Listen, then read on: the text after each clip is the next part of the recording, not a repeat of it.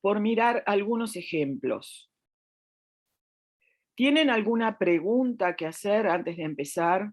Algo puntual que les resultó complicado, difícil de entender, o eh, algo puntual en las clases actualmente, lo que sea que quieran preguntar antes, porque siempre empezamos por ahí para después dedicarnos directamente al tema.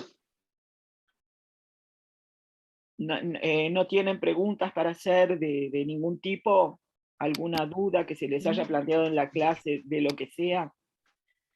Ya que estoy, digo, puedo ayudar a resolver. ¿No? Bueno, Carmen, sí, por acá. ahí te veo.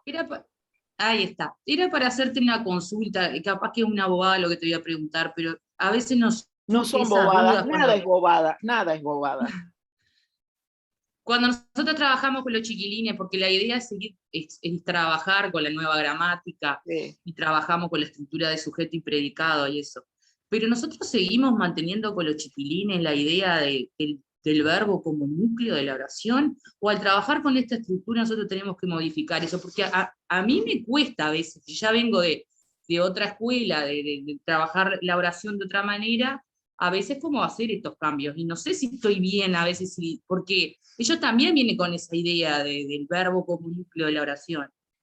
Capaz que es una bobada, pero bueno. No, no es ninguna bobada, al contrario, es justamente uno de los asuntos más teóricamente más importantes. De hecho, el verbo en la oración es un núcleo. En una oración copulativa, atributiva, el verbo es el núcleo sintáctico, pero núcleo sigue siendo, porque es el que, por lo pronto, es el que de alguna manera, de alguna manera no, de esa manera, porque es verbo y está conjugado, tiene a través de su flexión la marca del sujeto. Y eso permite establecer la relación sujeto-predicado. Lo único que tendrías que incorporar, que no se incorporaba en la gramática con la gramática de Alarcos, es el concepto de predicado, entendido como una unidad que aporta información. Eso, Sí. que es la información relevante, es la información que el hablante pretende transmitir. Vamos. Ahí está. Es que los chiquilines, en realidad, por lo menos los grupos que yo he tenido de primer año, ellos no vienen con la idea de sujeto y predicado. No Por eso, vienen porque los maestros recién lo están incorporando. sí. Los Ahí. maestros estuvieron. ¿Qué pasó? Los maestros venían con la gramática tradicional para llevarlos a la gramática funcionalista de Alarcos y de otros funcionalistas que concebían el verbo como núcleo. Hubo como una especie de corte raso y se dejó de hablar del concepto de predicado. A lo sumo, Alarcos hablaba de una relación predicativa dentro del mismo verbo que se establecía entre la base y la flexión. Había una relación predicativa ahí, dentro de la palabra, pero tampoco definía que era una relación predicativa, ¿no? Entonces, claro, lo que pasó es que a los maestros les costó dejar la gramática tradicional, y es lo que pasa con los profesores también, está pasando con todos ustedes. Lo que pasa es que ustedes son jóvenes, pero un profesor que venía acostumbrado a trabajar con la gramática tradicional, trabajar con la gramática de Alarcos, le llevó tiempo. Y una vez que se habituó a ver el mundo desde el punto de vista del funcionalismo, resulta que ahora hay no les voy a decir que hay una vuelta a la tradición, porque esta gramática no es una gramática tradicional, todo lo contrario, pero absorbe filosofías y puntos de vista más logicistas, más propios de la gramática tradicional y no tan propios del funcionalismo alarquiano. El funcionalismo alarquiano era como la semántica no me importa, esto es como una matemática. Yo me acuerdo que mis alumnos de literatura sobre todo decían teoría gramatical es como la gramática de la literatura, es como la matemática de la literatura. Y bueno, porque el funcionalismo tiene eso, tiene como un punto de vista muy sistemático y que tiene que ver con lo funcional más allá de los aportes semánticos que cada palabra aporta en la oración. Entonces, claro, al maestro le cuesta y van a seguir apareciendo chiquilines que vean que el verbo es el núcleo de la oración. Pero no está mal decirlo, al contrario.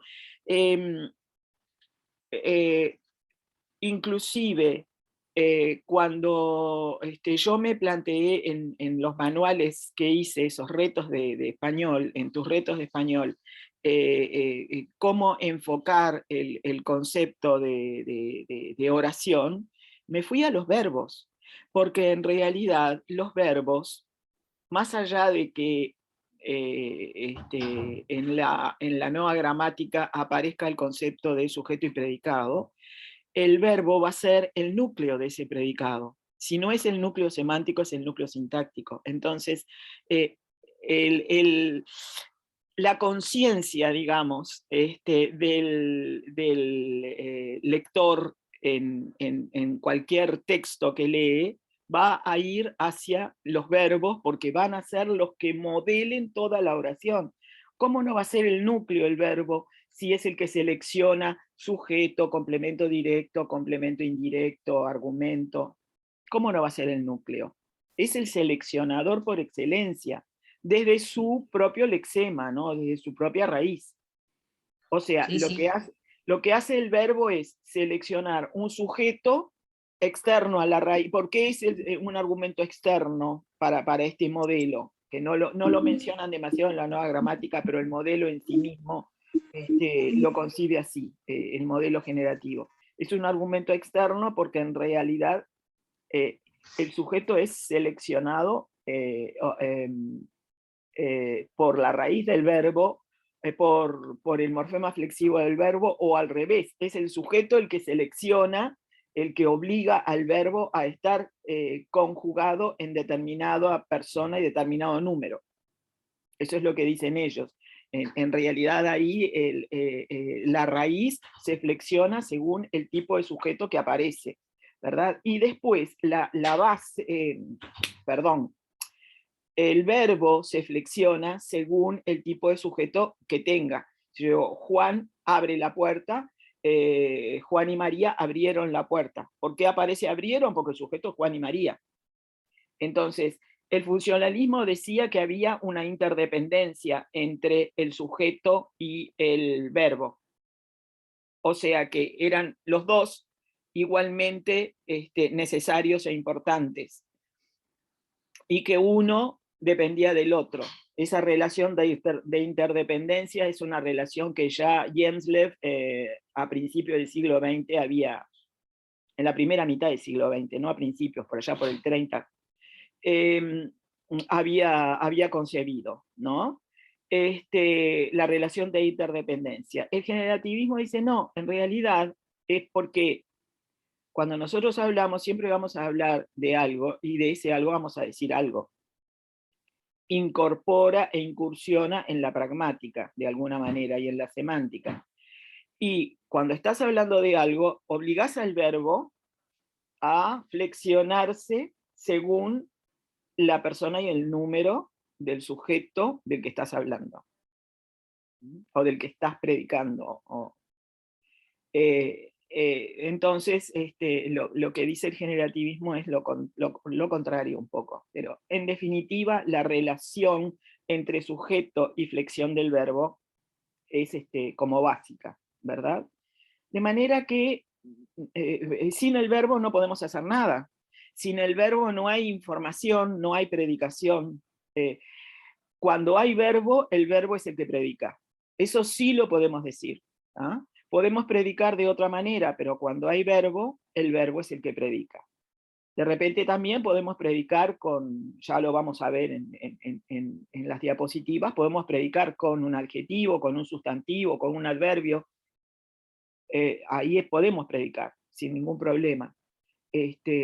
Pero yo pues, lo puedo decir estoy bien, y estoy en realidad predicando con bien, que es un adverbio. Digo, las 4 categorías léxicas, que son sustantivo, verbo, adjetivo y adverbio, me permiten predicar.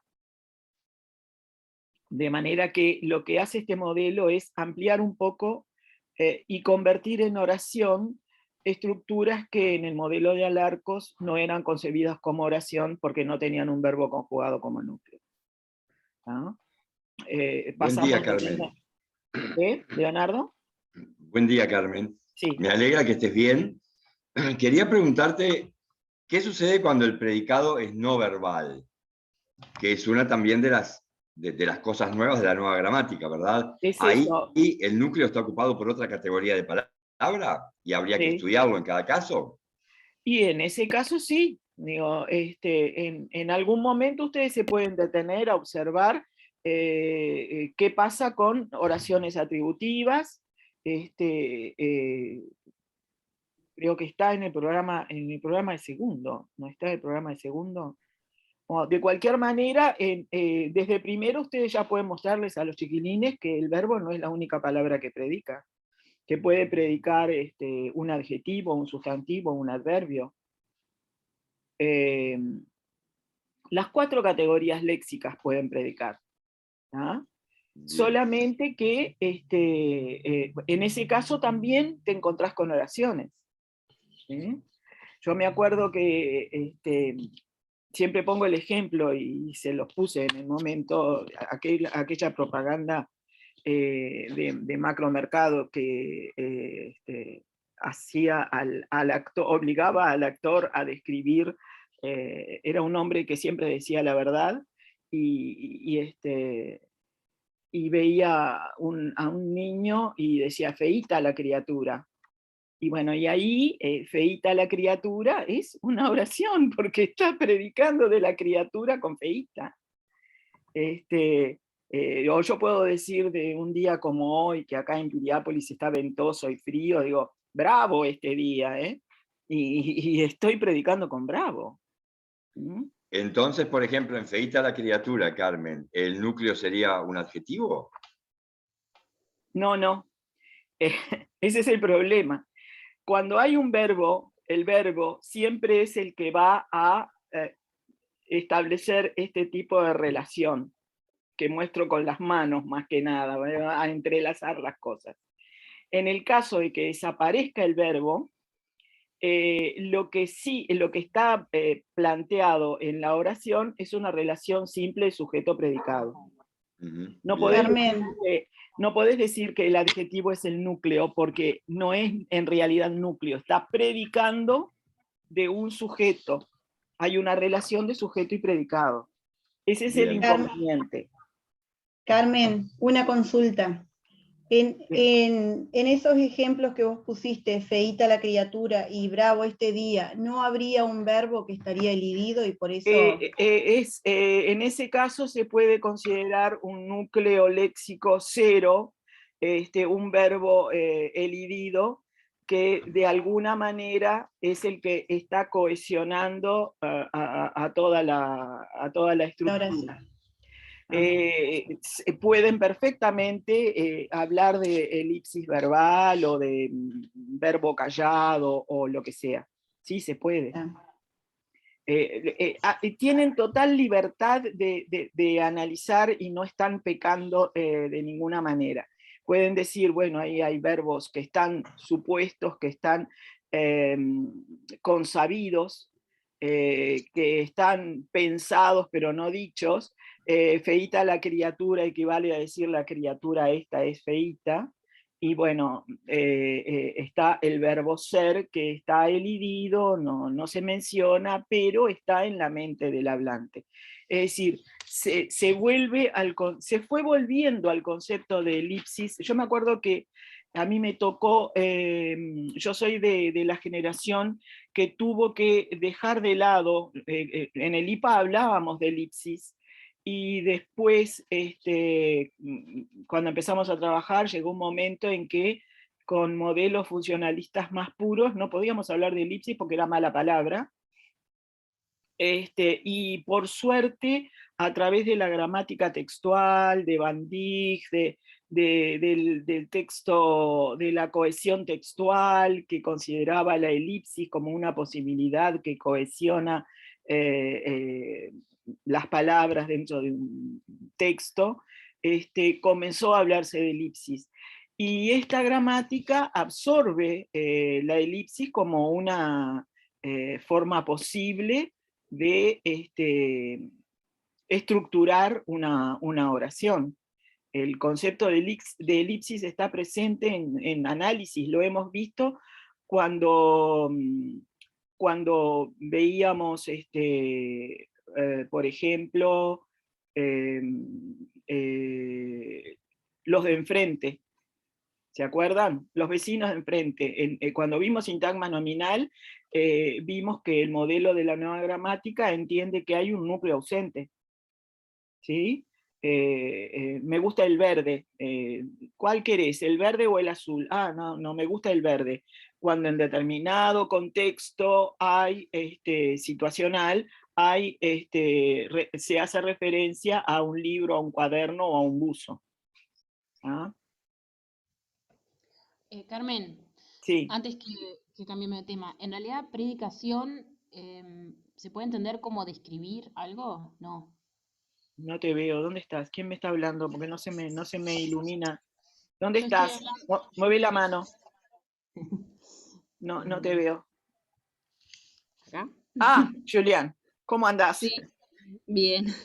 Cuando hablabas de predicación, algo que predica de algo, ¿no? Bueno, predicación sería como sinónimo de describir.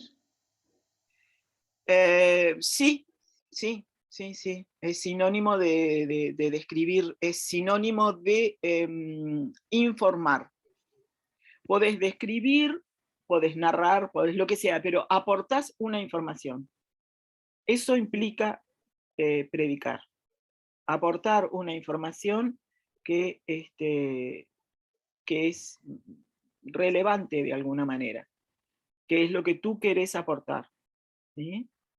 Predicar es informar, es dar la información que querés dar. ¿Ah? Vos de esta criatura querés decir que es feíta, por lo tanto, lo que está predicando es feíta. ¿Se entiende? Si vos decís, Juan abre la puerta, bueno, estás predicando de Juan y estás diciendo que abre la puerta. ¿Sí? Claro, no es solo con oraciones copulativas, digamos. No. Siempre estás predicando. Recuerden cuál es el origen de la palabra predicar, es hablar de, decir de. Digo, es en el sentido más puro de la palabra predicar que se entiende que es un predicado para esta gramática. Un predicado es una información que se aporta y es una información relevante en ese momento, en esa situación específica en la que se está hablando. ¿Ah? Carmen, yo. Sí. En Bravo este día, estaríamos ante un sintagma interjectivo por Bravo, pero a su vez Bravo está predicando de ese día. Más que sintagma, Esther, estás frente a una oración. Ahí ya no hay un sintagma, porque Bravo está predicando de día. Sintagma hay cuando tú tenés un sustantivo modificado de alguna manera por un elemento que puede ser otro sustantivo o un adjetivo. O un adjetivo o una oración de relativo que lo esté modificando. Pero en la medida en que hay una predicación, vos ahí vas a tener una oración. ¿Ah? O vas a tener una relación predicativa, por lo menos. No vas a tener un sintagma. Escuchen, porque hay preguntas que yo tengo que ponerme a escribirles cosas. Esperen un poco. Que esto cambió y tengo que compartir pantalla. No voy Carmen, a compartir. Sí. Una consulta. En el sintagma nominal, ahora no se habla solamente de adjetivos, se habla de adjuntos también, ¿no? Se podía agregar adjuntos. Por ejemplo, viaje al centro de la Tierra. Sí. Ese sería un sintagma nominal porque en realidad ahí no hay un verbo que esté elidido. ¿Se puede hablar de sintagma ahí? Sí, es un sintagma, sí, pero espera un poco. Y al centro de la Tierra tampoco se lo puede tomar como una característica, como un adjetivo, porque en realidad lo que está indicando es un lugar.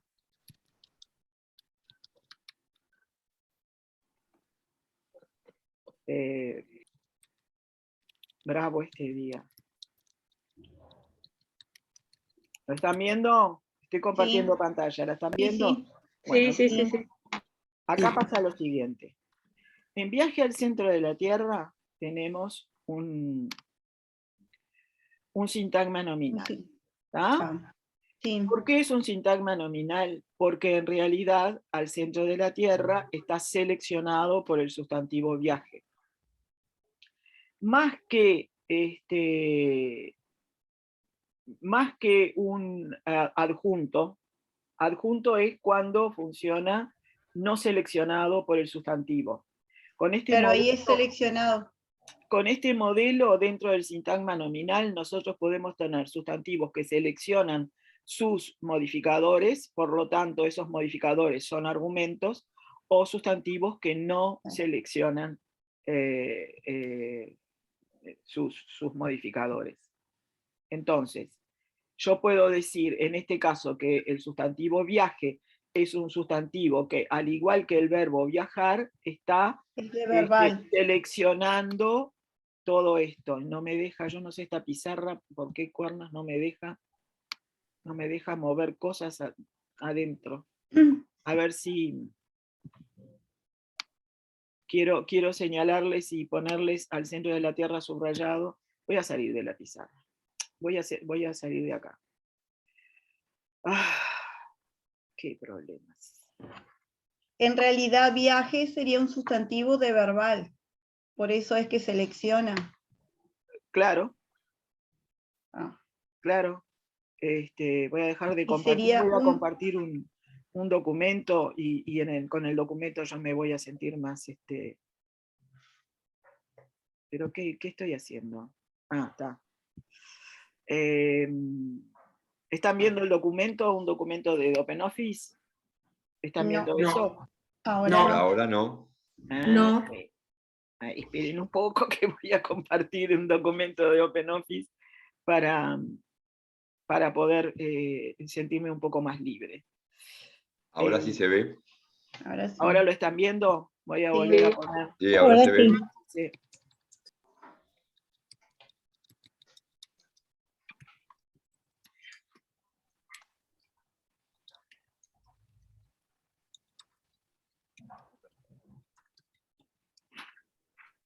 Vos tenés acá, en este caso, al centro de la Tierra, con la misma forma, la misma preposición que cuando conjugaste el verbo, que es la preposición a. Se supone que es viajar a. En cualquiera de los dos casos, vos tenés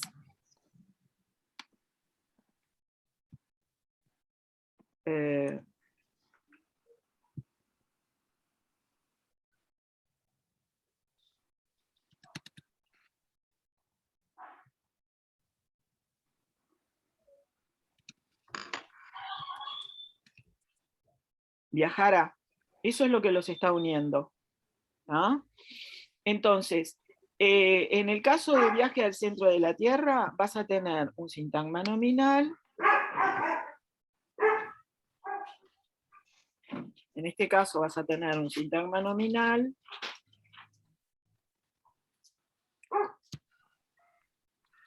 pero caray, si yo... ¿Por qué? Porque el sustantivo es viaje, ¿verdad? Acá tenés el sustantivo, que es el núcleo del sintagma nominal, y no estás,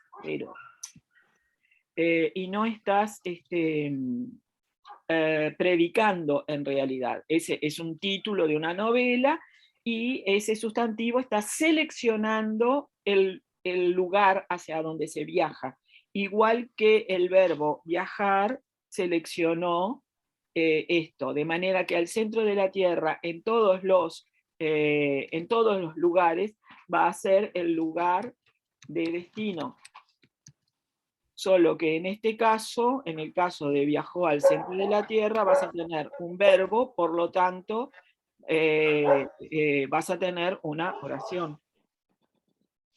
Y sería un complemento de lugar. No, es un régimen. Ah, un Viajar al régimen. centro de la Tierra es un régimen. En este caso, esperad que me... Claro, por la preposición. Todo tiene lo suyo. Estoy acá tratando de llegar a con la pizarra podía llegar antes, pero bueno, está. Yo acá tengo un régimen, una oración y el verbo con su régimen. En este caso, un sintagma nominal y el sustantivo con su régimen. Tengo, o sea, el destino es un régimen.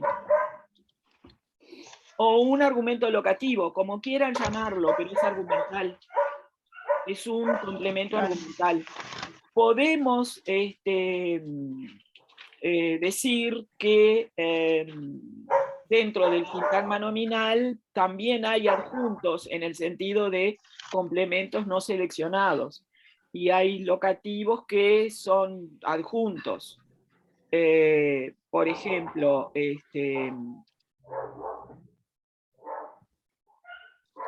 yo qué sé, la chica de la esquina. La chica que vive en la esquina. Y de la esquina, en este caso, va a ser un adjunto porque no está siendo seleccionado por chica.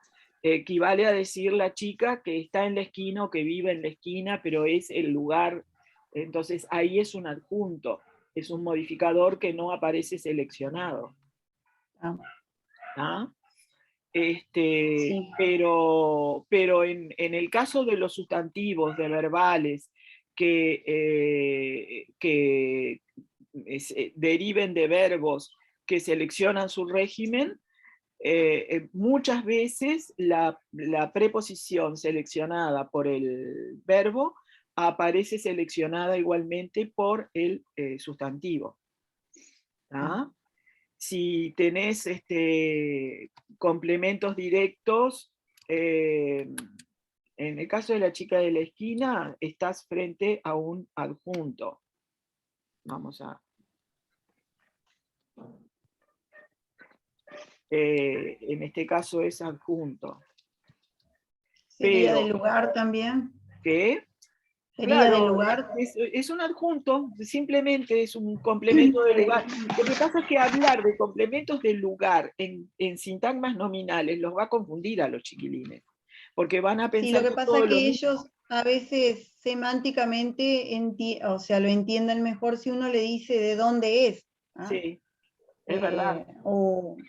Porque si no, enseguida tienden a decir que es un adjetivo, pero no les queda claro porque tampoco es una característica, porque todavía están con la idea del sustantivo y el adjetivo. Claro, y vienen con el tema de que se transpone, perdón, me atoré, se transpone a adjetivo, y no, en este modelo no existe transposición. La posibilidad de que el sustantivo esté modificado va a ser igual. Puede estar modificado por un adjetivo, por una oración de relativo, por otro sustantivo y por y por un elemento seleccionado por el sustantivo, porque es un sustantivo de verbal o de adjetival que selecciona determinados modificadores. Entonces, si vos le decís complemento de lugar, entonces van a ver, se van a armar embrollo. Yo preferiría que hablaran de adjunto en la medida en que no es seleccionado. Dentro del sintagma nominal también puede haber argumentos y adjuntos. Y bueno, está. O sea que siempre le decimos o argumentos o adjuntos, pero no le agregamos nada más. No es necesario agregarle nada más, porque a veces se selecciona un lugar y a veces se selecciona un tema. Por ejemplo, yo puedo decir, dudo que vengas. Profe, ¿y en ese caso se los puede nombrar como modificadores nomás? Sí, por supuesto. Porque así después se los clasifican y ya está. También, Claro. yo por lo menos lo hablo así.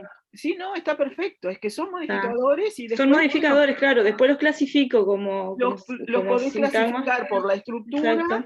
Exacto. Puede ser una oración de relativo, puede ser lo que sea. O un sintagma preposicional o lo que sea. Está. Y eventualmente en algún tipo de clase en donde pueda surgir, entonces ahí ustedes pueden ahondar y decir, ven, este sustantivo selecciona, obliga a la... ¿Por qué? Porque un viaje implica movimiento y ese movimiento implica ir hacia un lugar. Entonces ahí el centro de la Tierra está seleccionado, aparece obligado por la presencia de ese sustantivo viaje, que no ocurre lo mismo con el sustantivo chica o con este otro ejemplo, la duda o la duda de tu venida.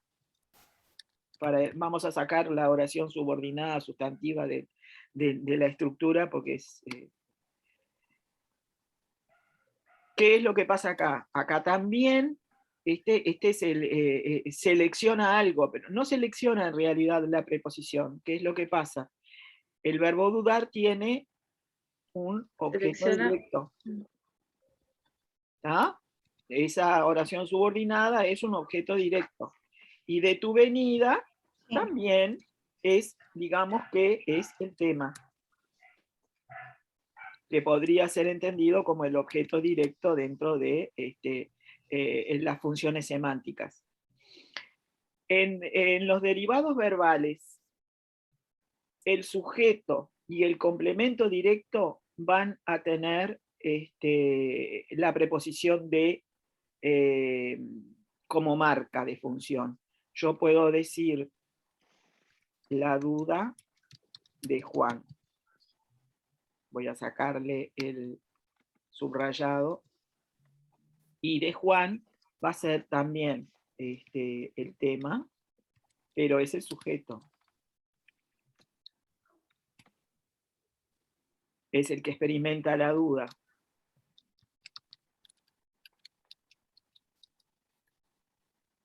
Tanto el sujeto como el objeto directo, cuando tenemos sustantivos de verbales, vamos a tener la preposición de como una marca de función. Yo acá tengo esto como marca de función. En los dos casos. Aparece de como marca de función.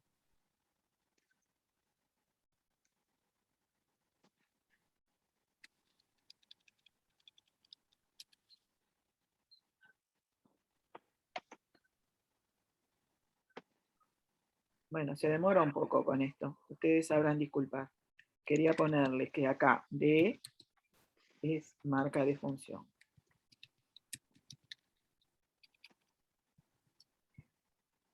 ¿Por qué marca de función? Porque en realidad el verbo no está seleccionando la preposición. La preposición de aparece por defecto. ¿Se entiende la diferencia? Yo viajo a, entonces a aparece obligado porque el verbo es el que selecciona el lugar. a o hasta, hacia. ¿Tá? Cualquiera de esas preposiciones que indiquen destino. En cambio, en el caso de los sujetos, cuando son sujetos o complementos directos en los derivados verbales, yo voy a tener en el sintagma nominal la presencia de la preposición de, que aparece por defecto.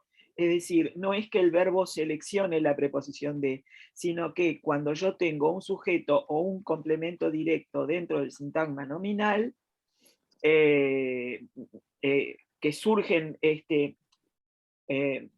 a ver, el sujeto y el complemento directo no están dentro del sintagma nominal. Es decir, ese modificador surge de un sujeto, de una oración previa. Yo digo, María dudó de tu venida. Yo dudo que vengas. Entonces, aparece la preposición de por defecto. ¿Ah? Y si yo digo la duda de Juan, es porque Juan es el que duda, el que está experimentando la duda, y va a aparecer también la preposición de como una marca de función. ¿tá?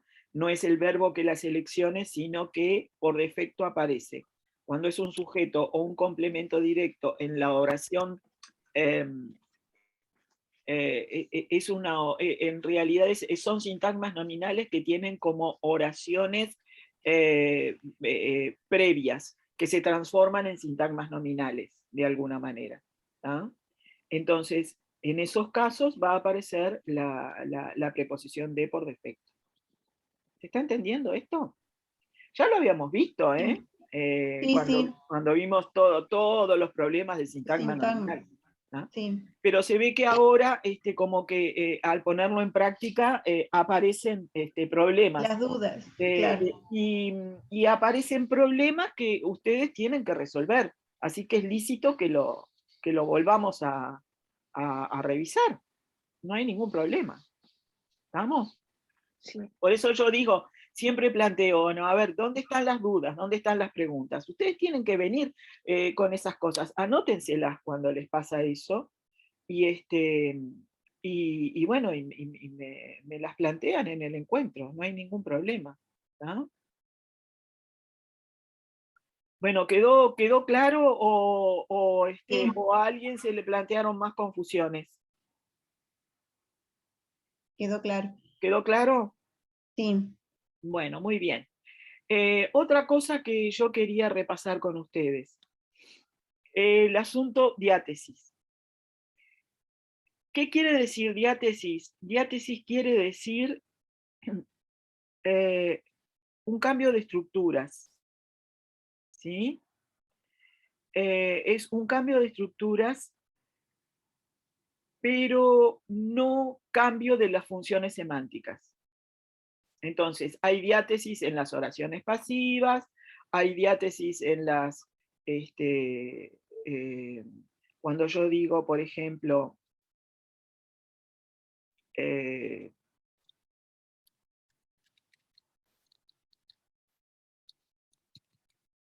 los dichosos ejemplos de la pasiva, ¿no?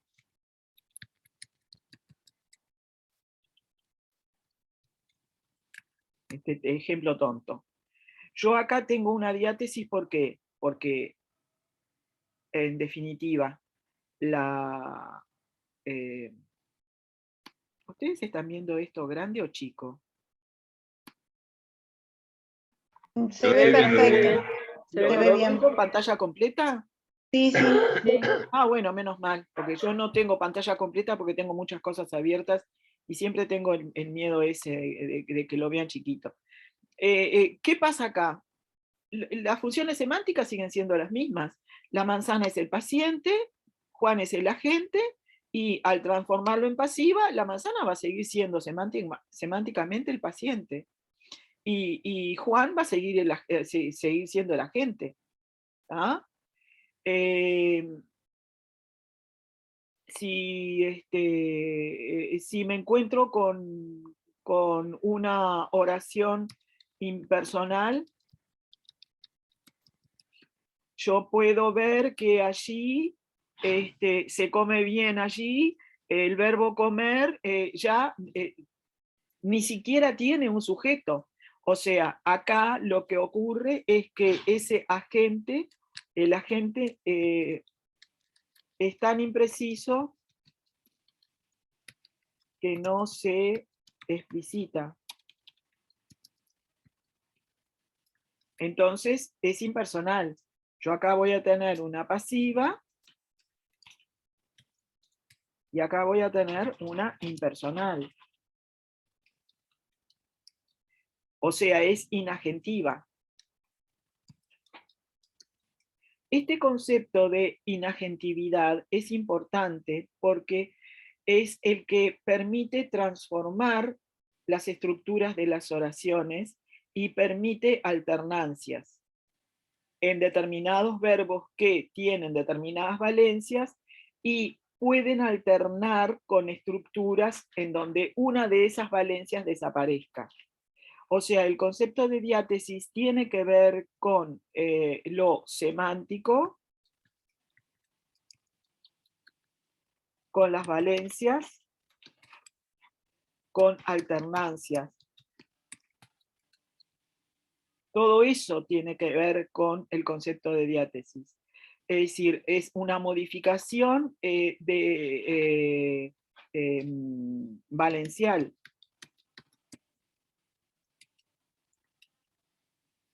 ¿Tá? Y es importantísimo esto, porque en los textos en donde aparecen, por ejemplo, muchas impersonales, que estuvimos viéndolo en el último encuentro, estuvimos viendo varias impersonales dentro del texto y vimos cómo esa ausencia de agentes tenía resultados, aportaba al texto un resultado pragmático diferente, una información diferente. ¿Tá?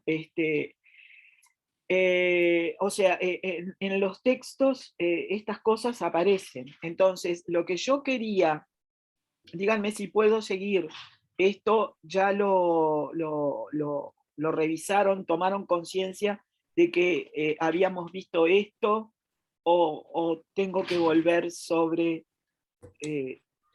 lo que vimos en el encuentro de diciembre. No, Carmen, adelante. Digo, Sí, para mí está claro. pasiva, impersonal. Ahora, el problema es lo que pasa con la voz media, que es un concepto muy nuevo que se incorporó, es decir, no es nuevo. Ya en Gonzalo Correas en 1600 lo había mencionado, y lo mencionaron gramáticos anteriores. ¿Qué es la voz media? Es algo que no es ni activa ni pasiva. Es una construcción en la que se enuncia algo que está pasando, algo que ocurre espontáneamente, que no, que no tiene un agente y que tiene un sujeto que oscila entre ser paciente y experimentador. Entonces, yo acá les puse distintos verbos. Un verbo como abrir, por ejemplo, que es un verbo transitivo.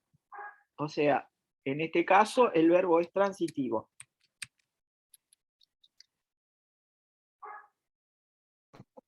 Yo puedo decir, la llave abre la puerta, ¿tá? La puerta es abierta por la llave, ¿sí? Puedo decir que la llave abre la puerta. En este caso la llave no controla, no es un sujeto que esté controlando. La llave es, ¿qué es la llave? A ver. ¿Qué función semántica cumple la llave? Un instrumento. El instrumento, ahí está, muy bien. O sea, es un sujeto que no es ni agente ni paciente, es el instrumento. ¿Ah? Sin embargo, yo puedo decir que esta es una oración activa, con un sujeto que es instrumental. ¿Ah? En el caso de Juan abre la puerta, yo voy a tener a Juan como que desde el punto de vista semántico? ¿Qué es? Un Como agente. agente. Agente. ¿Y qué pasa cuando yo tengo la puerta? ¿Qué pasó ahí? ¿Qué tipo de sujeto es ese?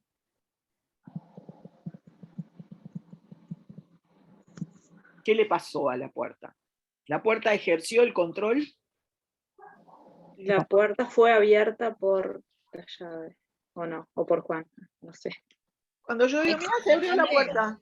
¿No les Se pasa abrió. muchas Ah, veces se que abrió. ustedes cierran una... Sí, o por el viento. Puede ser el viento, puede ser que la puerta se abre sola, puede ser que hay un fantasma en la casa, lo que ustedes quieran decir, pero la puerta se abrió. Cuando yo digo, mira, se abrió la puerta, yo no estoy culpando a nadie de que se haya abierto, ni le estoy dando a alguien la potestad de ser el responsable. Es decir, ¿quién fue responsable? No hay agente ahí, claro. No hay ni agente, no hay agente. No hay Entonces, ni siquiera puedo decir que la puerta es el paciente, porque al no haber agente tampoco hay un paciente. Entonces, la puerta lo que es un experimentador.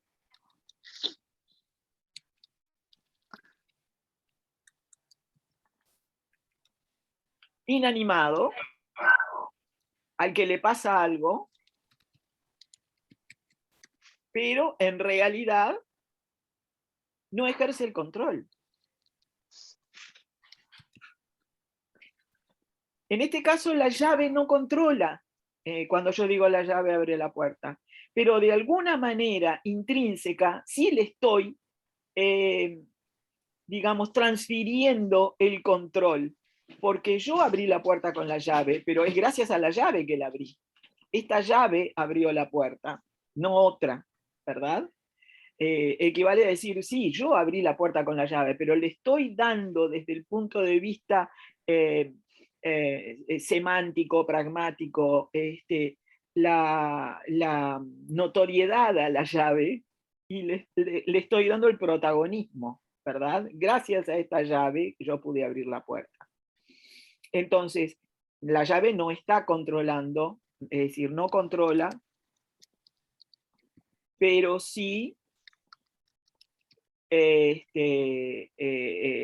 se abre gracias a ella.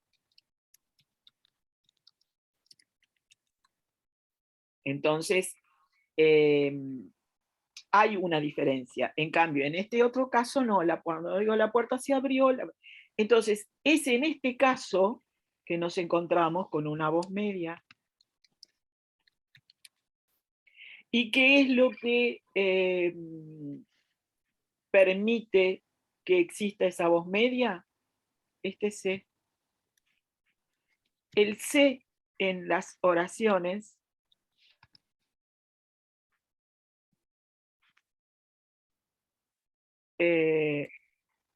logra cosas increíbles.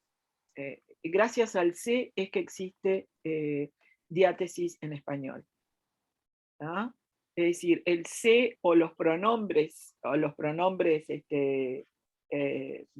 personales, cuando es un C paradigmático, es un C que puede ser me, te, nos o lo que sea, se puede conjugar igual que se conjuga el verbo,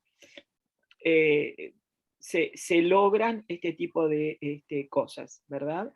Existe diátesis en español gracias a esta pronominalización de los verbos. ¿Ah?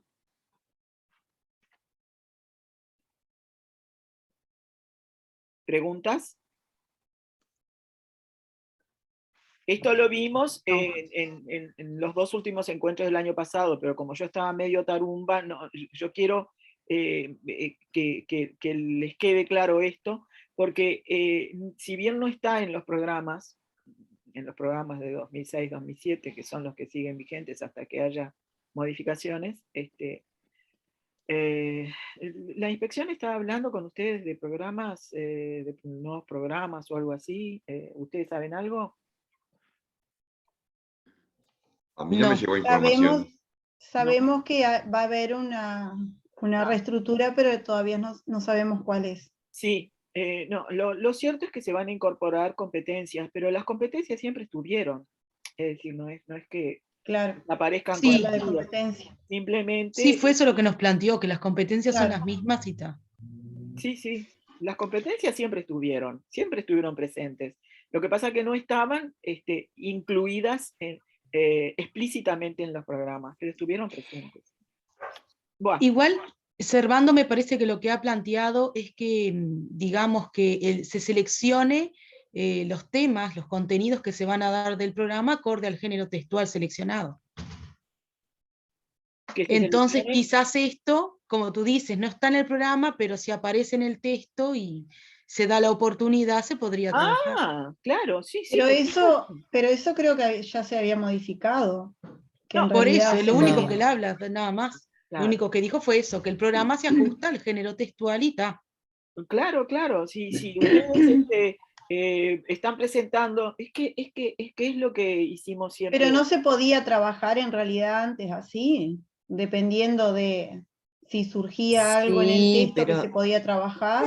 No, Sí, por está supuesto, planteado en siempre el estuvo, programa. pero Claro. ahora tienen el aval explícito Claro. y en otros tiempos no lo tenían, pero siempre estuvo. Es decir, el profesor es libre de elegir un texto y de mostrar, porque ¿qué es lo que está pasando? Vieron que yo siempre empiezo con un texto, esta vez no empecé, pero voy a empezar ahora, después de ver esto.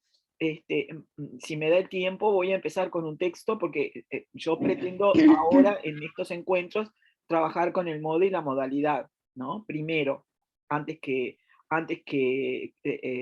ver el tiempo, quiero ver modo y modalidad. Y voy a elegir un texto, digo, porque es en los textos en donde se presenta, en donde se hace carne esto. Y si el texto lo permite, uno puede ver funcionando las formas desde los propios textos. Pero además eso estuvo siempre, siempre.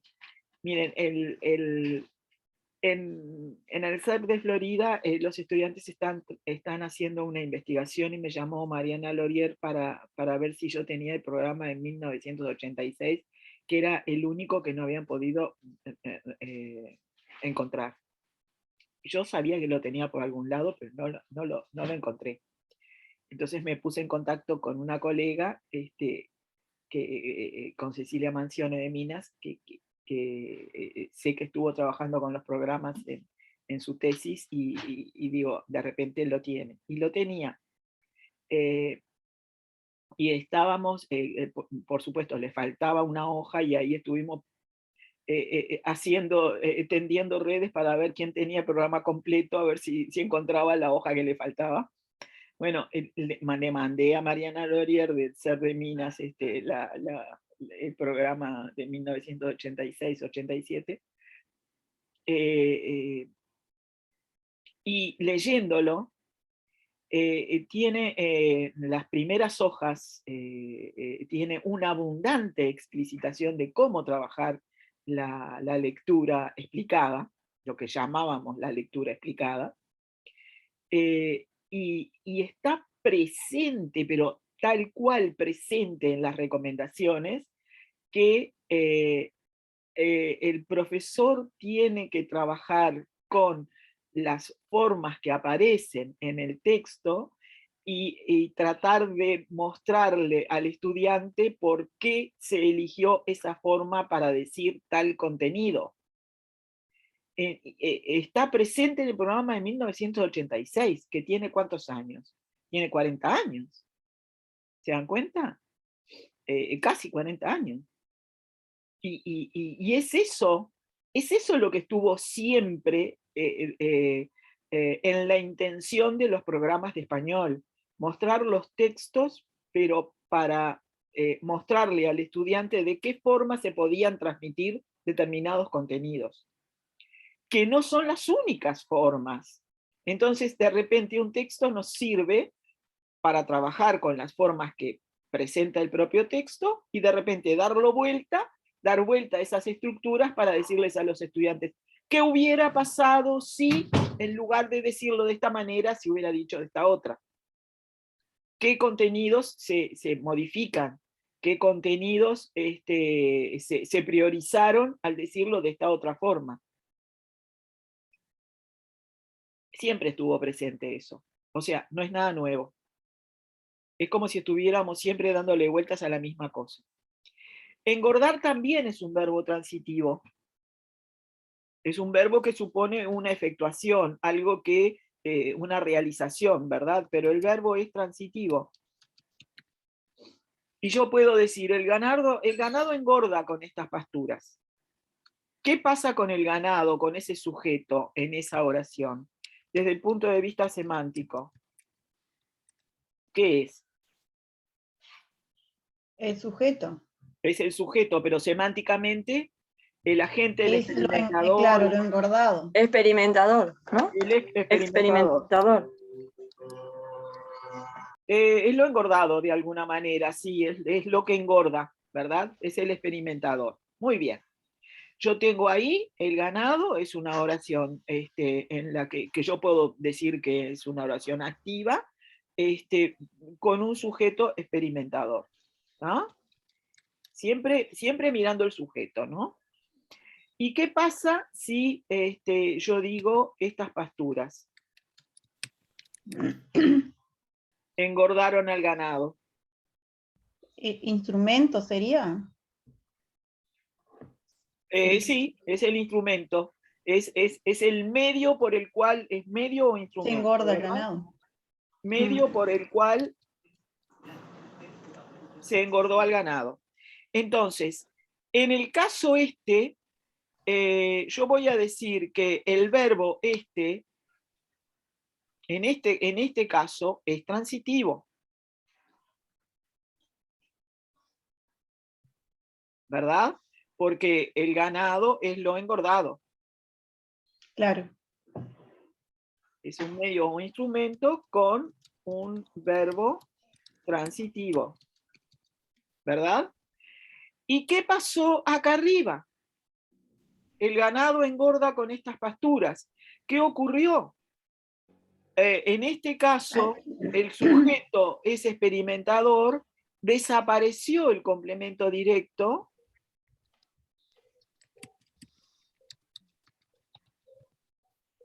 El complemento directo, que es el ganado en este caso, vamos a ponerlo.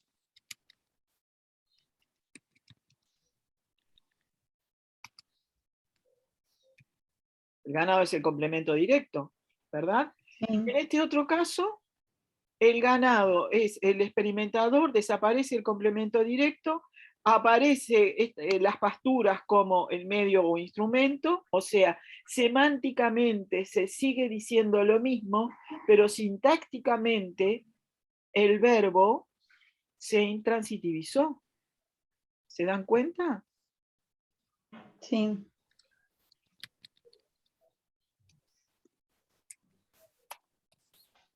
Entonces, ¿qué pasó? Cambió la estructura. Cambió la estructura, es una voz media sin C, que ocurre con algunos verbos. No siempre tiene que aparecer el C.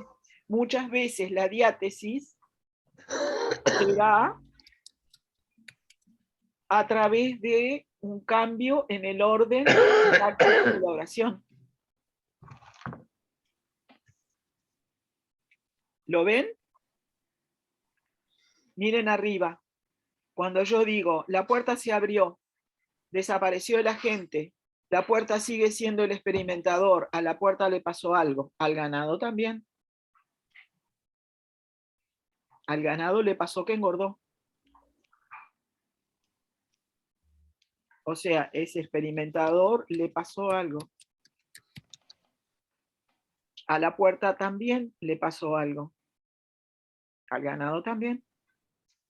Sujeto animado, sujeto inanimado, sin embargo, nos encontramos con sujetos a los que les pasa algo.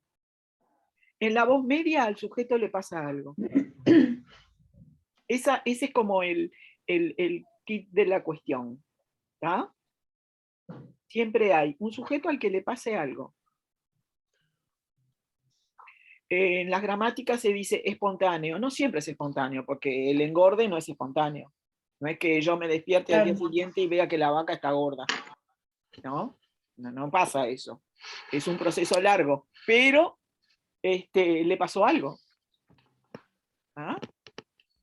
Entonces, en este caso, lo que es transitivo, ahora me quedó la línea acá abajo. Es un transitivo que en este caso está intransitivizado.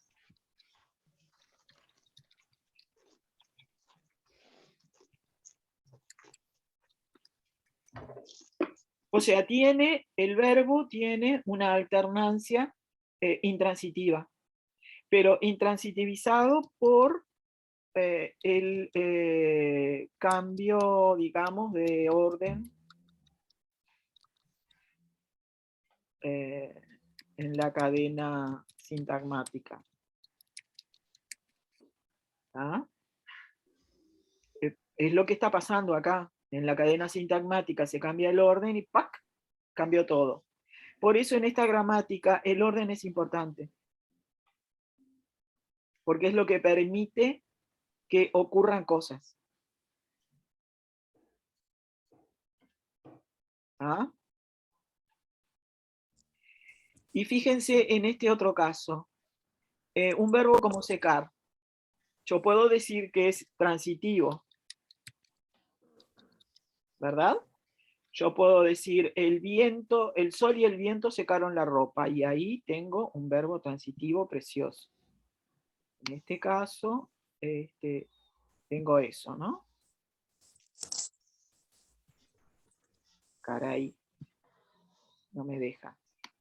Verbo transitivo acá. ¿Verdad? Yo tengo el sol y el viento, que son sujeto. Sí, pero aparte, semánticamente. El agente. Claro. Son instrumentos. Cuando hay control. Son instrumentos, ¿no? Sí, Me son parece que es causa. instrumentos o la causa. Sí, la causa. Vale. Sí. Igual que las pasturas. Son sujetos causativos. Es decir, acá también puedo decir medio o instrumento o causa. Son la causa, ¿verdad? Acá es el medio o instrumento o causa. Son sujetos causativos estos, son sujetos que provocan algo. Las pasturas provocaron el engorde, el sol y el viento provocaron secar la ropa. Esencialmente, los gramáticos los ven como causas. ¿Ah? Ahora, ¿qué es lo que pasa cuando yo digo, porque se puede decir, no sé si ustedes lo dicen, hoy la ropa secó? No se secó, porque no es algo que le pasó así. Yo la tendí y la ropa secó bien. Yo puedo decirlo. ¿Y qué digo en ese caso? Yo en este caso lo intransitivicé.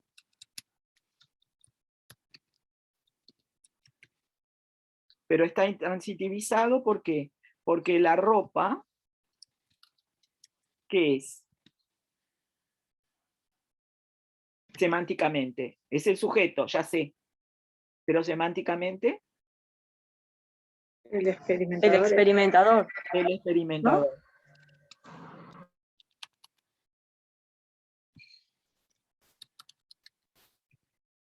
¿Están todos vivos? ¿Sí? ¿Están escuchando? Sí. Estamos escuchando, Carmen. ¿Está? ¿Y qué pasó? Sí. Acá a la ropa le pasó eso. Se secó. Pero digo, la ropa secó bien. Es decir, la ropa tuvo esa transformación de estar mojada a estar seca. Y secó bien porque el día era seco, porque no había humedad, porque el sol, por el viento o lo que sea, secó bien. Pero también puedo decir la ropa se secó bien. En este caso puede alternar, que no es lo mismo que pasa con engordar. No suelo decir el ganado se engordó bien. Si digo se engordó bien, estoy hablando de que algo lo engordó y es una cuasi pasiva. Pero en este caso la ropa se secó bien, sigue siendo un caso igual al anterior. ¿Ah? O sea, yo puedo decir que acá pasó lo mismo, que es un experimentador, le pasó algo. ¿Ah? ¿Y qué pasa con caer? Por lo tanto, me olvidaba de lo más importante. Tanto en este caso como en este otro, me voy a encontrar con voz media. ¿Ah? Yo tengo voz media acá y tengo voz media acá, con C o sin C. En este caso, con el C le echo la culpa al C, pero en este otro caso es voz media con cambio de estructuras, con cambio de orden.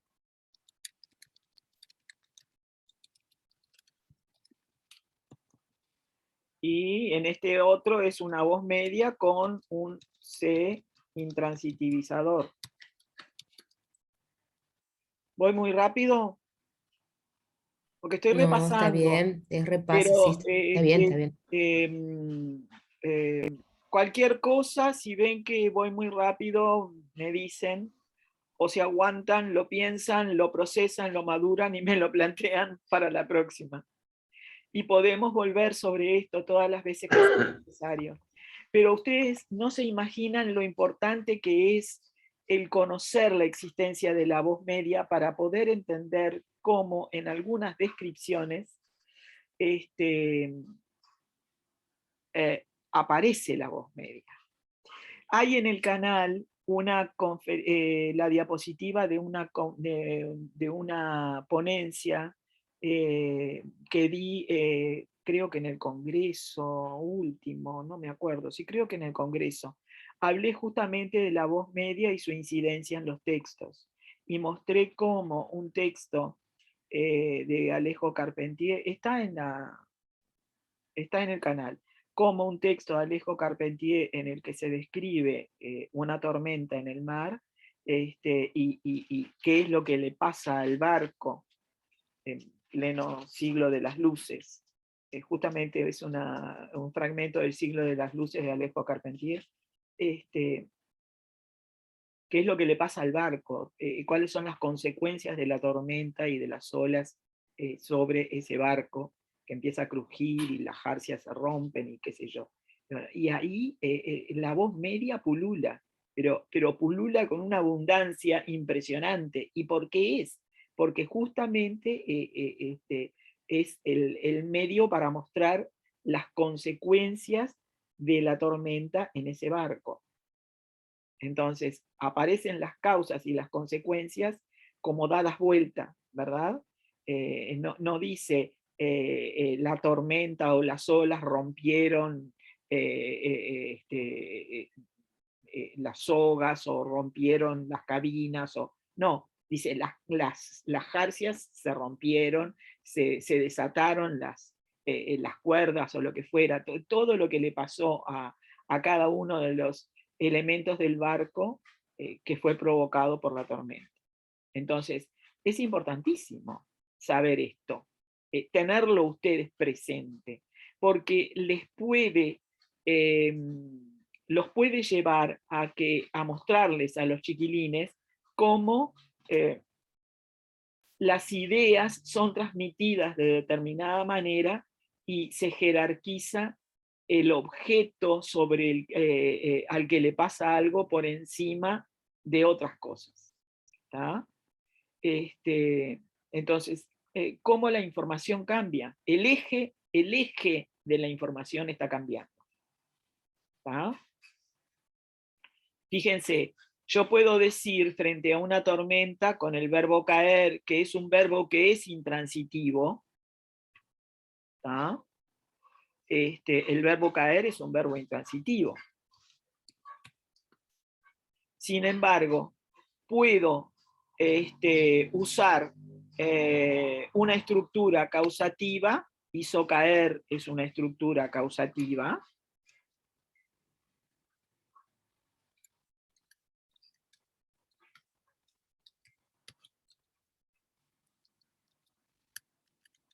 puedo usarlo de una manera cuasi transitiva. ¿Por qué? Porque el temporal es el instigador, es la causa.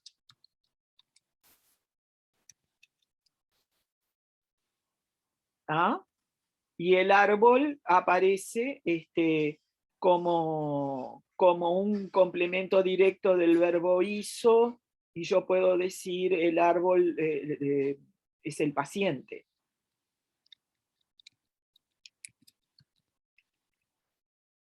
Es el paciente al que le pasan cosas, o experimentador.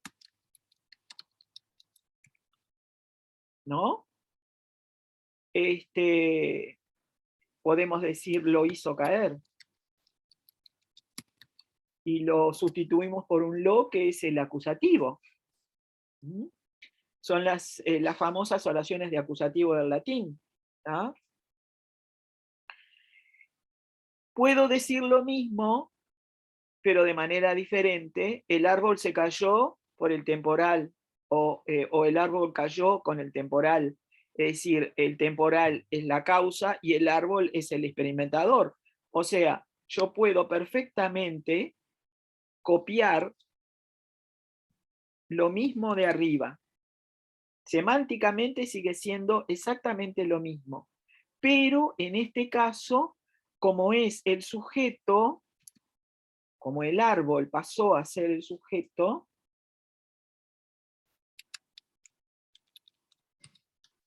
entonces la cosa cambió. ¿Qué pasó acá? ¿Cuál es la transformación? ¿Cuál es la diátesis? ¿Qué diríamos de esta estructura?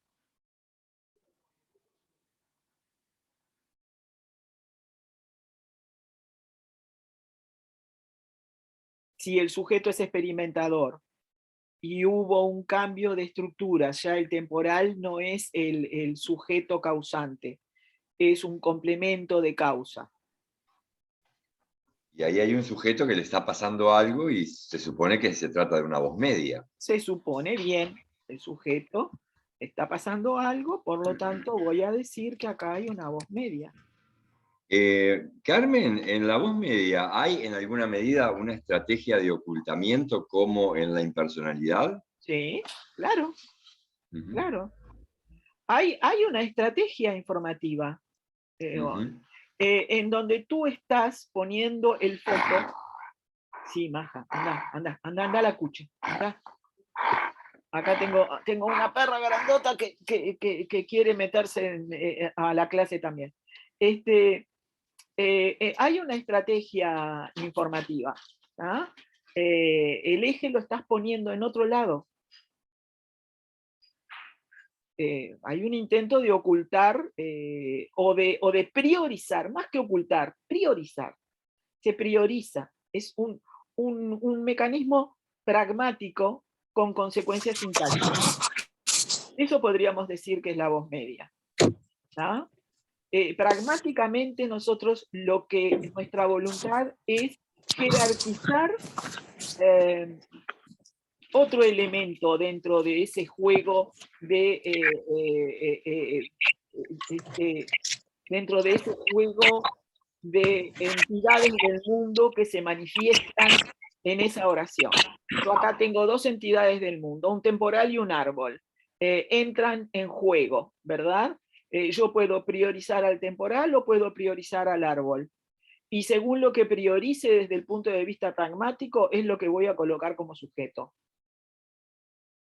O estoy priorizando al temporal o estoy priorizando al árbol. Todo lo que yo coloque adelante en la oración va a ser el sujeto semántico, digamos. Es de lo que estoy hablando. Por eso, ¿puede ser entonces que entre en juego la intención del emisor ahí? Por de qué es lo que supuesto. quiere. Sí, clarísimo. Hay una intención del emisor que puede no ser absolutamente consciente. Estoy leyendo de la Biblioteca Ceibal un libro de Jaén, La conciencia del cerebro, o La conciencia en el cerebro. A ver cómo es que se llama, esperen un poco, porque lo recomiendo. Lo vi en la Biblioteca País y lo pedí prestado. Esperen un poco. Porque muchas veces lo que dice de Jaén ahí, de Jaén tiene un libro que también recomiendo muchísimo, que se llama El cerebro lector. Sale caro. No sé si lo pueden conseguir en ebook o... ¿Y ahora dónde está la Biblioteca País? Caray, no la encuentro acá. No, esto no.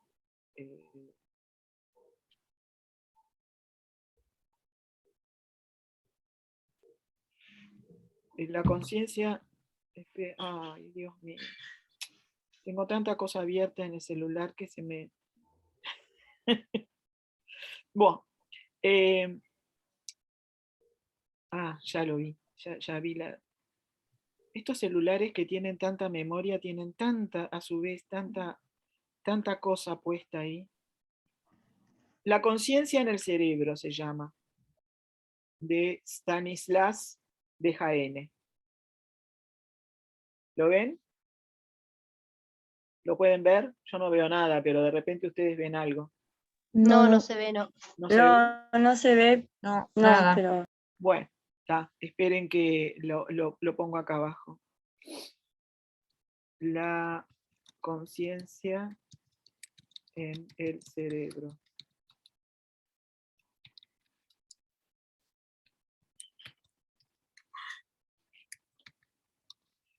Stanislas de Jaén. Lo estoy leyendo. Me gusta mucho este hombre, cómo plantea las cosas. Y hay uno que se llama El cerebro lector, que es como para entender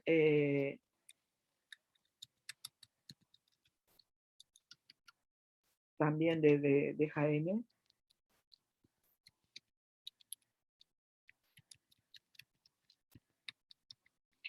Es como para entender qué comprenden los chiquilines. Yo me basé mucho en él, también en otra, cuando estuve en Paysandú hablando sobre cómo comprenden los chiquilines, y acabo de mandar un artículo para la revista de Camus, también sobre cómo comprenden los chiquilines, porque me interesa mucho entenderlo desde las neurociencias.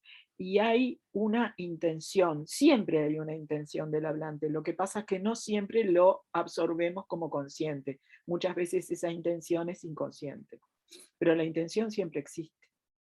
¿tá? Y justamente me interesó leer La conciencia en el cerebro para ver hasta qué punto somos conscientes o no de lo que decimos o de lo que hacemos. Muchas veces es intuitivo nada más, pero siempre hay una intención de jerarquizar, o hay una intención de herir, o hay una intención de informar, o hay una intención de ordenar, según, y elegimos estructuras que se acercan más o menos a lo que pretendemos lograr. Que eso también lo vamos a ver cuando podamos entrar en modalidad, que ya veo que hoy va a ser muy difícil. Carmen. Pero, sí. ¿Ese artículo ya se publicó o se va a publicar? Eso que mandaste.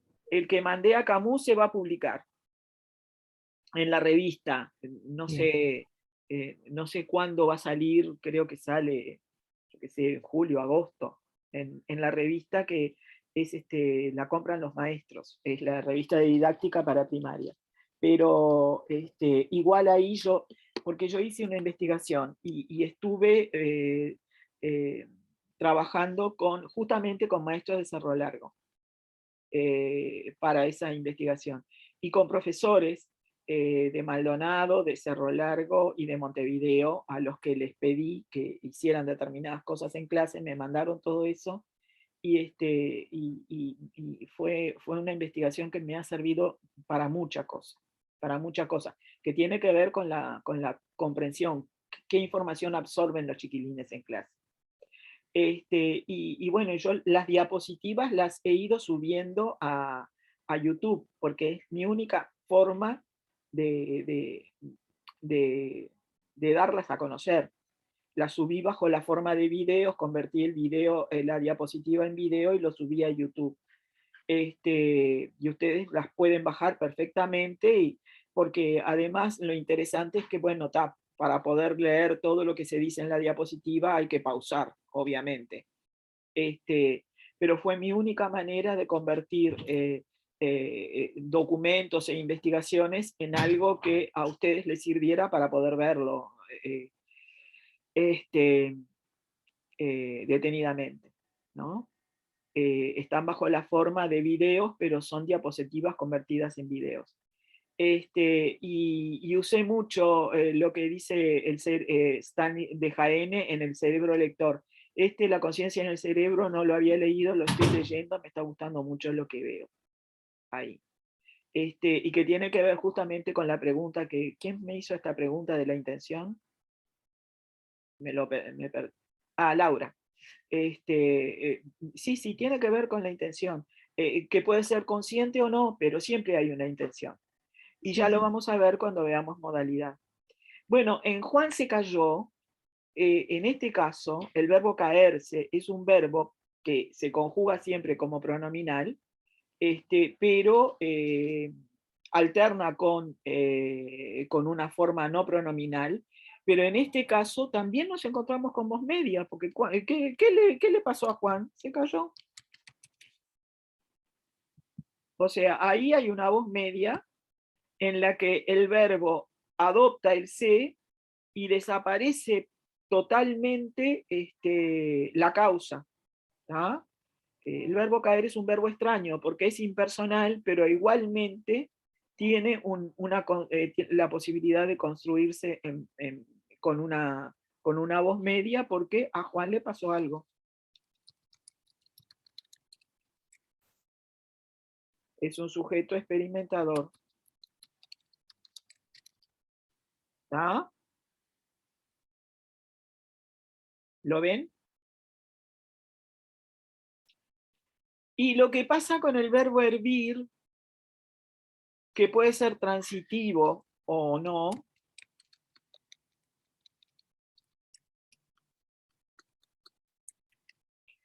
es lo mismo que lo que pasó con el verbo secar. ¿Vieron lo que pasó con el verbo secar? ¿Verdad? Puede ser transitivo o puede intransitivizarse.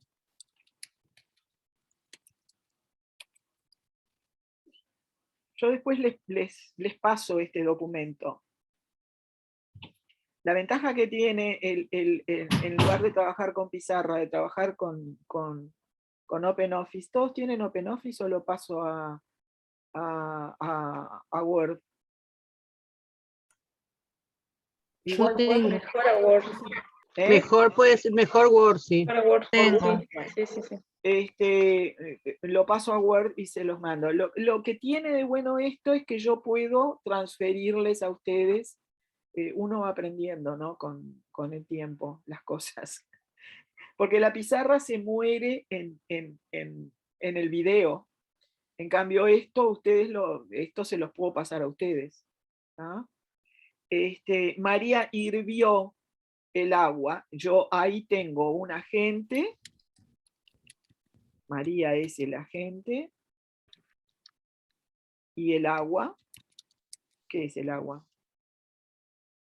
Semánticamente. Complemento directo. Semánticamente. Semánticamente Hervido. hervido. El paciente. Experimentador. Paciente. Es el Experimentador. experimentador. El experimentador. Paciente. ¿Es un paciente o un experimentador? Digamos, en ese caso, cualquiera de las dos clasificaciones es posible. ¿tá? Por lo tanto, yo me encuentro con un verbo transitivo, en este caso. Hay quienes hablan de voz transitiva. Tesnier hablaba de voz transitiva. ¿No? Y si yo digo el agua hirvió, o el agua hierve ya, vieron que lo puse en presente justamente porque para mostrar que no importa tanto el tiempo en el que esté conjugado el verbo, sino la estructura en sí. O sea, el agua, que es el paciente o experimentador, sigue siendo paciente o experimentador en esta otra estructura, pero es el sujeto. El sujeto. Y al ser el sujeto... Es como la ropa secó, ¿no? Es igual. Es como la ropa secó, es igual, exactamente igual, porque yo acá tengo el agua agente sujeto y el agua paciente, perdón, no sujeto, María es el sujeto y el agua es el complemento directo, ¿verdad? Como función sintáctica. En este caso yo pasé el complemento directo a sujeto, pero sigue pasando lo mismo que pasa en la voz pasiva, ¿se dan cuenta? La función... Claro, semánticamente sigue igual, lo único que varía es sintácticamente. Por eso se habla de diátesis en todos estos casos, ¿verdad? Porque hay una transformación sintáctica, pero semánticamente seguimos diciendo lo mismo. Lo que pasa es que la transformación sintáctica me permite colocar en primer lugar el elemento que yo quiero priorizar. Entonces, en este caso, me voy a encontrar de nuevo con voz media. La voz media. Sin C. Nada más que una voz media igual que esta, con cambio de función sintáctica. Es lo mismo que pasaba con el verbo secar. ¿Ah?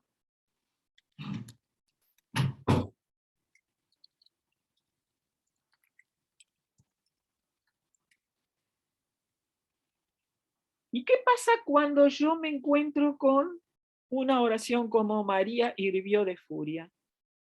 Que lo decimos, ¿eh? Yo en ese momento estaba hirviendo. ¿Ahí sería experimentante? El sujeto es experimentante.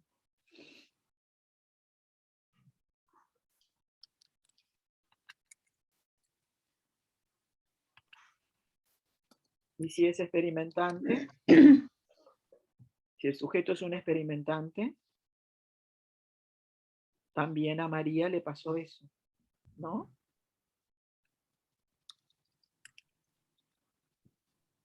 Por lo tanto, también es voz media, pero sin C. ¿Verdad? Con cambio de sin C y sin siquiera cambio de nada. Porque acá estoy, yo podría decir la contraparte de esto, ¿qué oración sería? Porque toda oración tiene su contraparte en voz media.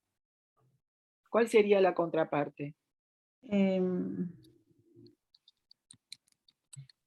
O sea, la otra posibilidad sintáctica de decirlo. Pero ahí no se podría decir con el mismo verbo, ¿o sí? Lo que pasa... Porque la furia hirvió a María no quedaría. No, hirvió a María. De furia. Hizo hervir. Hizo hervir. Hizo O hervir. sea, ahí la furia es la causa. Porque la furia es la causa.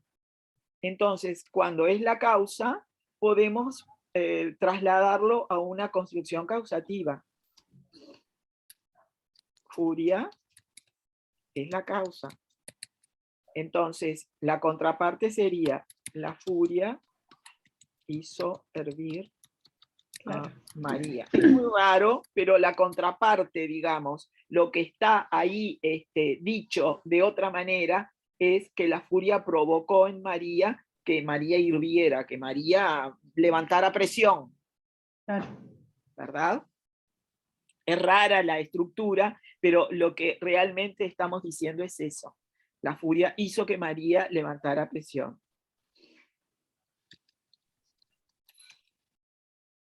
Hizo explotar también, podemos decir.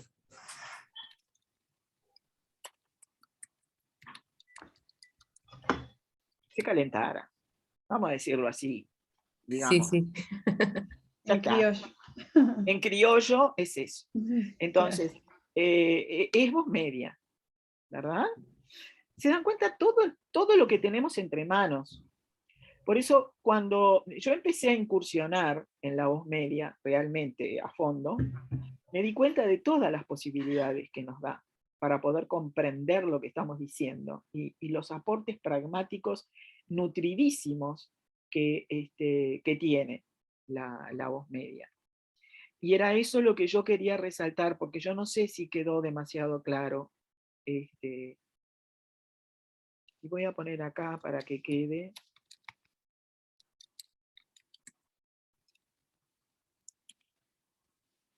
Esto otro, contestando preguntas y que quede. Ya después le paso el documento entero.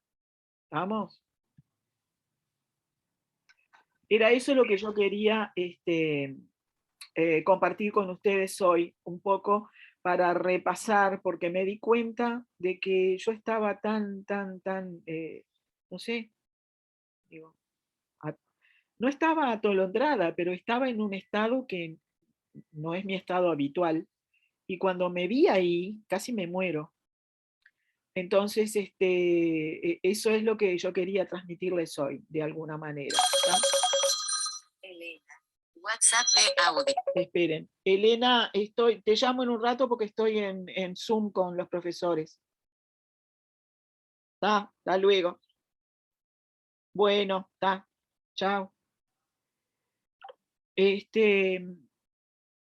Y quería transmitirles eso para que quedara más claro, más entendible lo que vimos en la última reunión. Lo que sí tenía, esperen que abra, ¿dónde lo tengo yo ahora esto? Acá.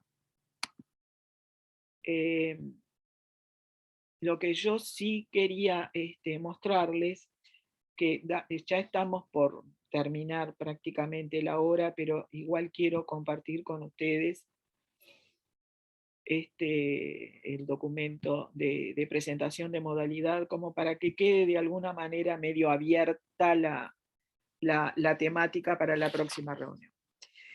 ¿Por qué empiezo por modalidad? Lo que yo modifiqué ahora del documento que les mandé es esto, miren. Déjenme ver a ver si puedo reducir esto. Que además me doy cuenta de que estas... ¿Y ahora dónde está la galería? Basta. Que en la pantalla quedan las caras de ustedes y no se ve el texto. Ustedes están viendo el texto, pero en la grabación,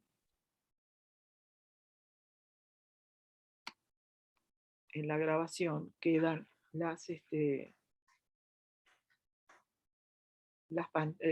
quedan ustedes y no se ve el texto. Pero bueno, está, como sea, lo voy a poner así. El texto es de Benedetti y tiene pintados los verbos en amarillo. Es un texto en el que hay un discurrir de la conciencia, ¿verdad? Está tomado de La Tregua. ¿Leyeron todos la novela? Si no la leyeron tendrían que leerla porque vale la pena. Es una de las primeras novelas de Benedetti. Es un hombre viudo que ha criado a sus hijos y se encuentra, la novela es una novela de amor en la adultez. por eso se llama la tregua. Se da una tregua de esta vida medio oscura que ha tenido el protagonista. Ninguno de mis hijos se parece a mí. En primer lugar, todos tienen más energías que yo. Parecen siempre más decididos, no están acostumbrados a durar. Esteban es el más huraño. Yo no sé si es durar o dudar. Tengo que ver a ver eso, porque yo lo copié tendría que ver el original. Lo copié de una versión en digital de la novela. Esteban es el más huraño. Todavía no sé a quién se dirige su resentimiento, pero lo cierto es que parece un resentido. Creo que me tiene respeto, pero nunca se sabe. Jaime es quizá mi preferido, aunque casi nunca pueda entenderme con él. Me parece sensible, me parece inteligente, pero no me parece fundamentalmente honesto. Es evidente que hay una barrera entre él y yo. A veces creo que me odia, a veces que me admira. Blanca tiene por lo menos algo de común conmigo. También es una triste convocación de alegre. Se dan cuenta cómo se va pintando la personalidad del personaje, ¿no? A través de sus preferencias por los hijos.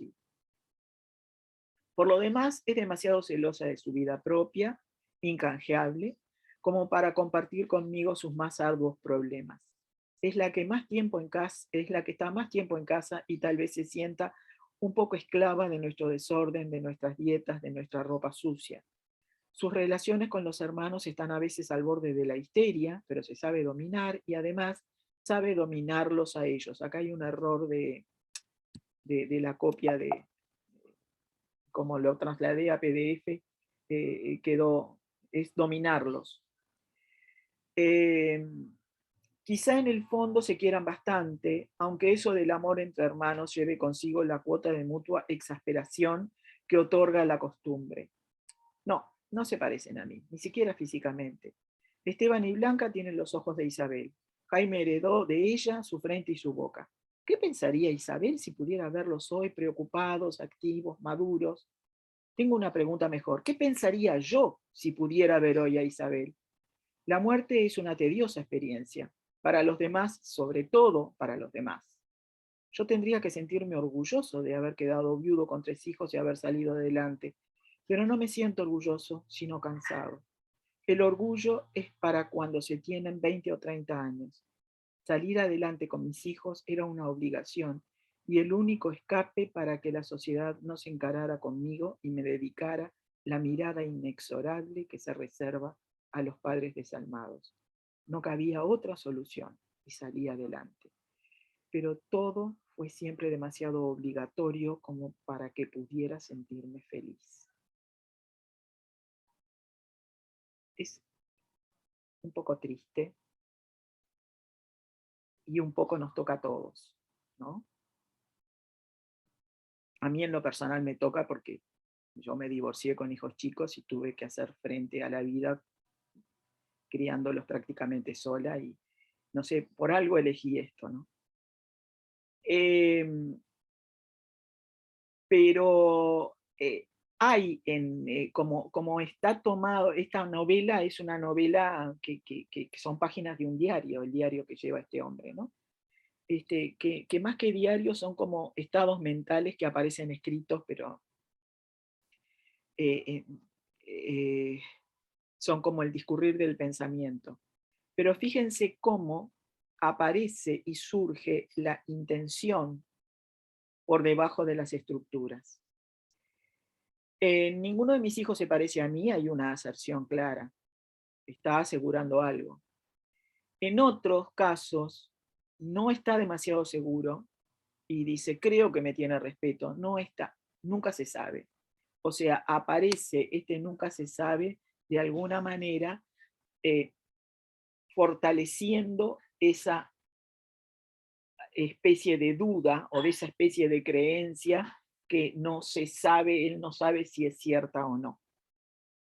En otros aparece la duda a través de quizá, ¿verdad? Jaime es quizá mi preferido, aunque casi nunca puedo entenderme con él. Y fíjense, aparece esta estructura concesiva que de alguna manera limita lo que dijo anteriormente, ¿verdad? Es quizás mi preferido, pero lo prefiero, pero nunca me puedo entender con él, no sé por qué, ¿verdad?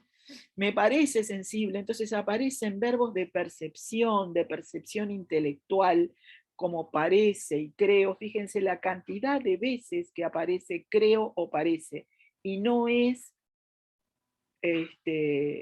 porque sí, hay una intención de mostrar lo que ese hombre percibe, cómo su estado de conciencia, ahora que estoy leyendo a De Jaene, cómo ese estado de conciencia hace que el narrador elija la palabra parece, creo, aunque quizá, tal vez, y aparecen formas que en realidad no presentan una aserción plena. A veces creo que me odia, a veces que me admira. ¿Ah? Y fíjense cómo manifiesta la modalidad de duda y no de aserción a través de preguntas. ¿Qué pensaría Isabel si pudiera verlos hoy preocupados, activos, maduros? ¿Ah? ¿Cómo esto que está acá? Que no sé por qué la computadora, como es un PDF, no me deja seguir adelante. ¡Uy! No me quiero ir de ahí. ¿No? Fíjense en esa oración interrogativa. Está dudando, pero está usando una oración interrogativa con un verbo en condicional o copretérito, o pospretérito, ¿verdad? Y cómo aparecen las formas de subjuntivo, si pudiera, como contrafácticas, si pudiera verlos hoy preocupados, activos, maduros, ¿ah? Cómo aparece como... ay, no quiero subrayar. No quiero subrayar ni tachar. Quería tachar. Buah, está. Después lo saco. Esto es una pregunta, pero en realidad es una pregunta que está planteándose una duda, ¿verdad? De todo esto es que vamos a hablar después, ¿verdad? Cómo usa otra vez, no quiero, te dije que no quiero tachar, no quiero subrayar. Y tendría que borrar, pero bueno, voy a borrar después. ¿Cómo aparece el pospretérito o el condicional? Yo tendría que sentirme orgulloso de haber salido adelante, pero no me siento orgulloso, me siento cansado. ¿Ah? Entonces, ¿cómo se plantea él, detrás de ese estado de ánimo? Situaciones contrafácticas, ¿verdad? Tendría que sentirme orgulloso, pero no me siento. Aparecen las oraciones concesivas, como aunque casi nunca puedo entenderme con él. Es decir, me pasa esto, pero me pasa esto otro también. Entonces, ¿cómo esa sensación de no estar demasiado seguro de por qué se siente de determinada manera, aunque tendría que sentirse de otra, aparece presentado a través de formas en subjuntivo, como pueda entenderme, como encarara, dedicara, pudiera, ¿tá? Pudiera, lleve,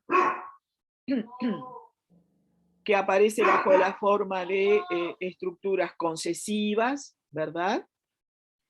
Y aparece el modo subjuntivo y aparece la modalidad. Entonces, lo que vamos a ver en el encuentro próximo es, primero, la modalidad. Yo les aclaré que lo que hice fue colocar citas directas con este color medio turquesita. Entonces van a aparecer varios colores, ¿verdad? Lo que aparece en negro son conceptos míos, y lo que aparece en formas turquesas son las citas de la nueva gramática. De esa manera lo tendrían que leer. ¿Ah? Hay toda una disquisición inicial, porque este capítulo de modalidad es un capítulo... Este capítulo de modalidad es un capítulo que fue de los últimos que entregaron, ¿sí? Y tiene algunas cosas que aparentemente son contradictorias. Se habla de oraciones interrogativas y se habla de enunciados imperativos, por ejemplo. Y no queda demasiado explicitado por qué se habla de enunciados y no de oraciones. Yo después les voy a dar mi propia interpretación, ¿verdad? Pero hay que leerlo con cuidado y no confundir, digamos, las cosas. Pueden ser enunciados o pueden ser oraciones imperativas o interrogativas.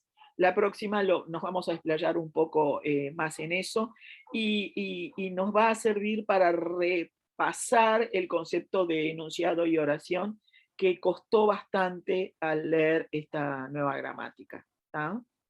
Pero lo vemos la próxima. ¿Tá? Por hoy dejamos por acá porque ya prácticamente es la hora.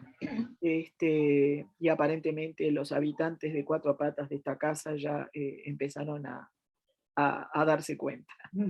Y empezaron a molestar más de lo necesario. Así que nos vemos la próxima, que ahora ya ni me acuerdo cuándo es, pero todos tienen el calendario. ¿Sí? Sí. Muchas gracias, Carmen. Gracias. Bueno, no se olviden de poner su nombre en el chat. ¿Vamos? Nos vemos. Gracias. Chao. Buen fin de semana. Chao. Chao. Buen fin de semana. Muchas gracias, Chau, chau. Carmen. Igualmente.